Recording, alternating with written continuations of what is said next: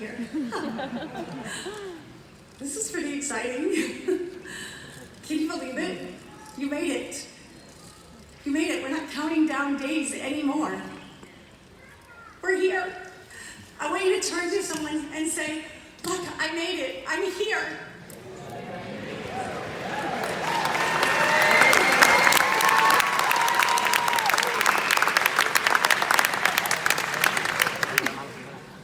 You know, I'm simply honored that you voted for me to speak today, but I really think this is your ultimate revenge. You see, I've been giving you assignments all year, and now I had to write an essay. I have to give a speech just so you can graduate. You know, you didn't provide me with a rubric, and I'm not really sure I'm prepared, so I completed this reassessment form. Can we come back here in 2 weeks and try it again? Okay, so in all seriousness, we have been counting down for 174 days.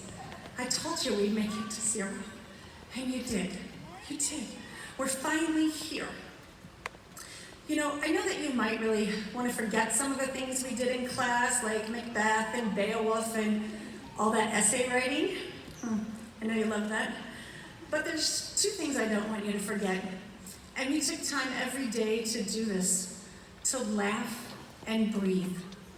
We just laughed even at my corny little joke, but it was a laugh. So I want to make sure that each day you take time to do that. And in the course of our year, we've learned over 36 different breathing strategies. Use them. You're going to need them in the real world. I used them in the real world, and even used it today before I came up here to speak to you.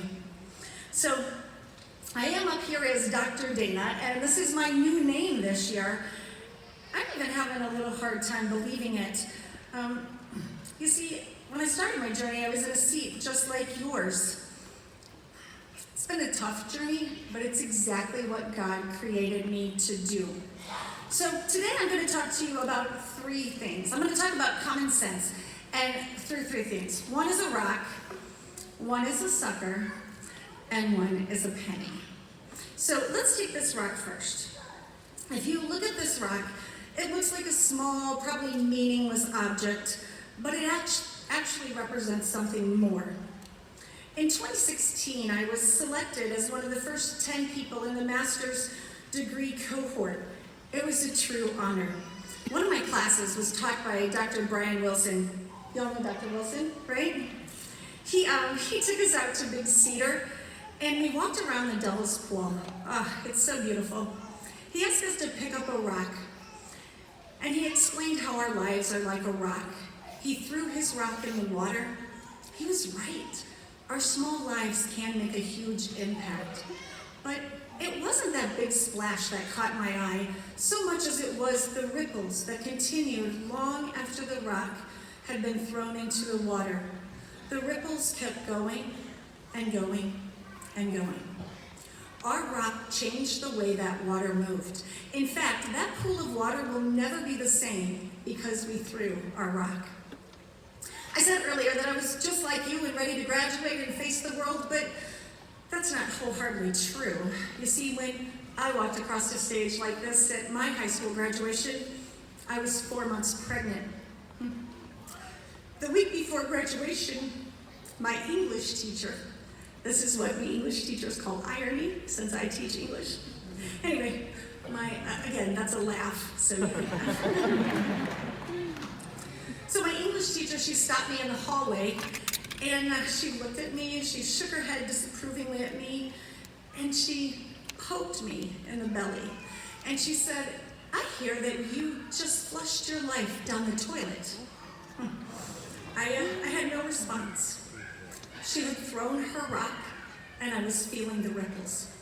I didn't want her to be right. I started college right after graduation that summer, and then I took a semester off to have my son, Zach. He'll turn 30 this year. Isn't that interesting? 30 years later?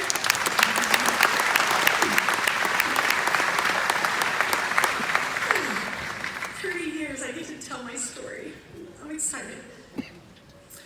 You know, I worked really hard to prove my English teacher wrong.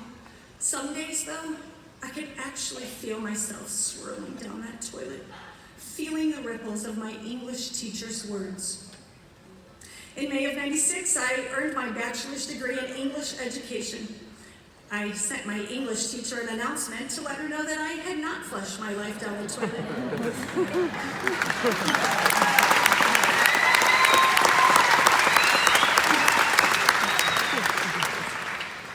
I told her that I was in fact the first person in my entire family who had ever graduated from college. So I began teaching English at the school where I taught, and my English teacher had retired then. And so when I earned my first master's degree, I sent her an announcement. A few years ago, when I earned my second master's degree with the Hollister cohort, I again sent my English teacher an announcement.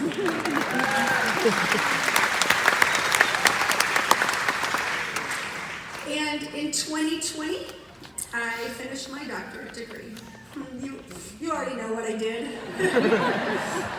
But instead of letting her ripples knock me down, I took that rock that she threw at me and I made it the foundation for my success.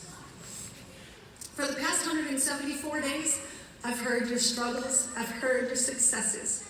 I know there's been positive, but I also know there's been people who've thrown rocks at you. I'm here today to tell you, catch that rock, make it your foundation for success, and then do something positive with your life. So how does this all relate to my topic, common sense? You see, common sense says teen moms drop out of high school and they don't go to college.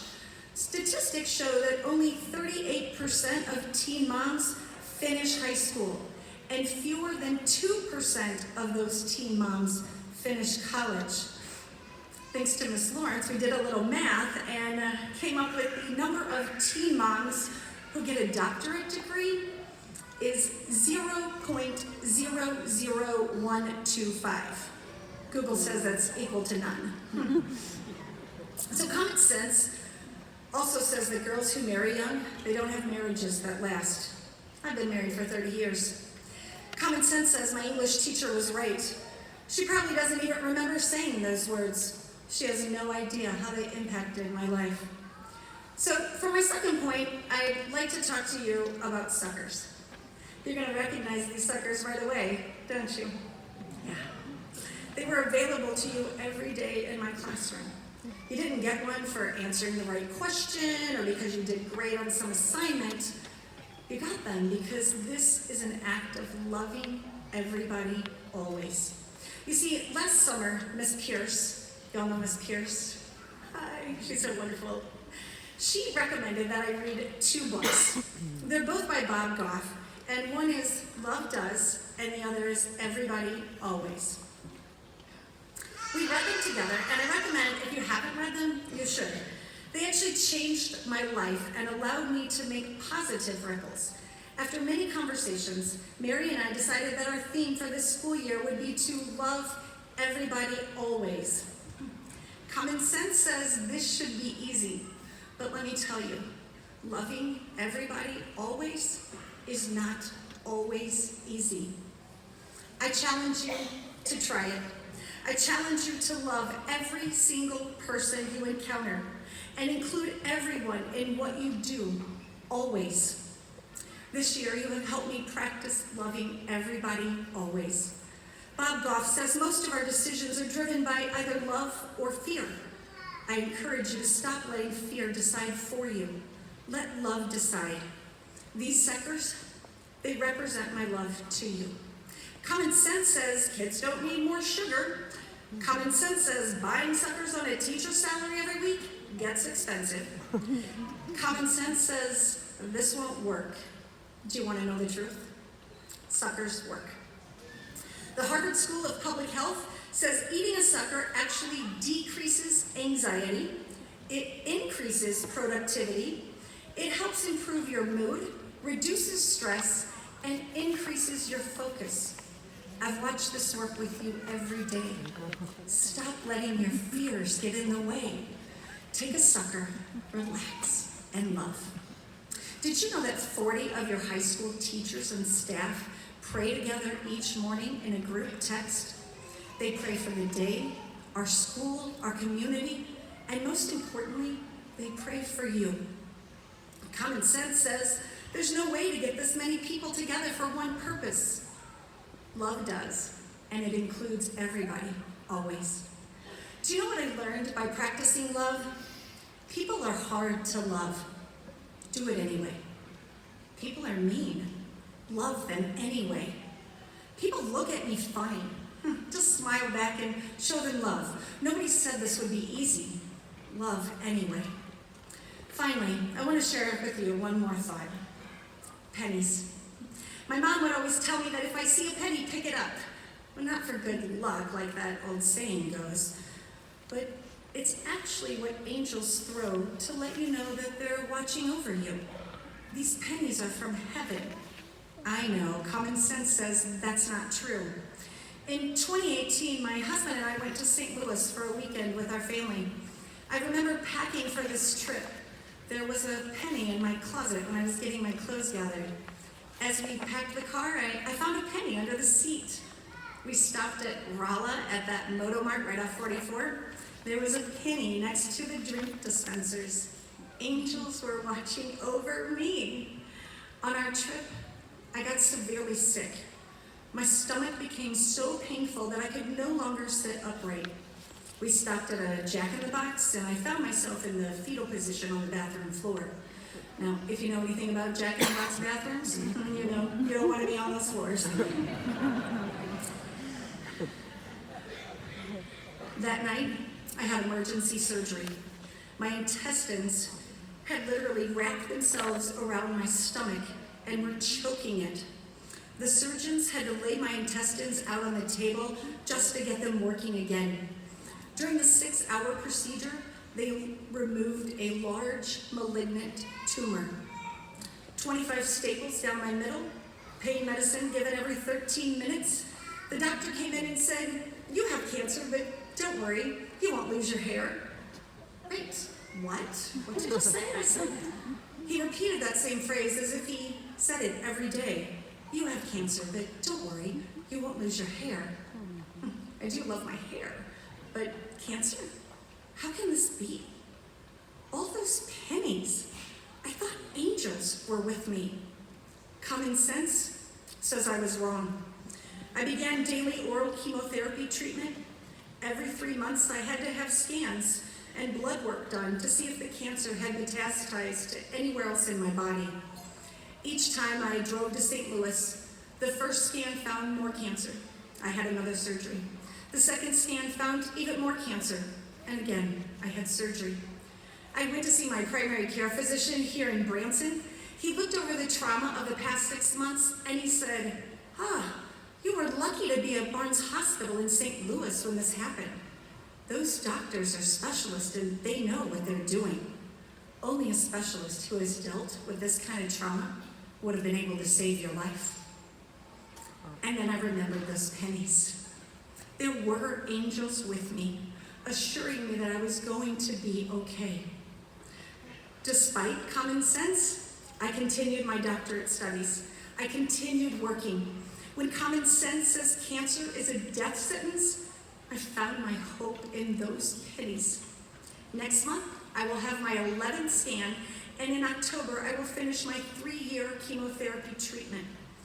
I don't want to be known as a cancer survivor.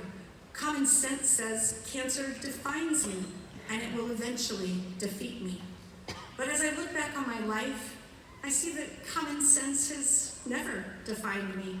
Being a teen mom didn't define my life, and having cancer does not define my life either. You know what does define my life? Those positive ripples. Loving everybody always, and finding hope in the little things like a penny. I know this is not common sense, but it works for me. I pray that you do not allow common sense to dictate your life. And as a reminder, I'd like to give you all a rock to remind you of the ripples you make every single day.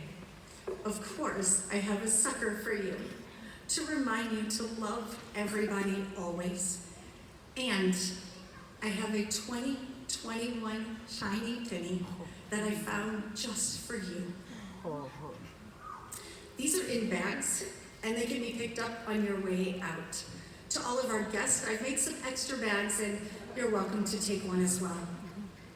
Finally, I'd like to offer you a blessing that gives me motivation to send positive ripples, love everybody always, and seek hope in the little things every day. May the Lord bless you and protect you. May the Lord smile on you and be gracious to you. May the Lord show you his favor and give you his peace. I love you all.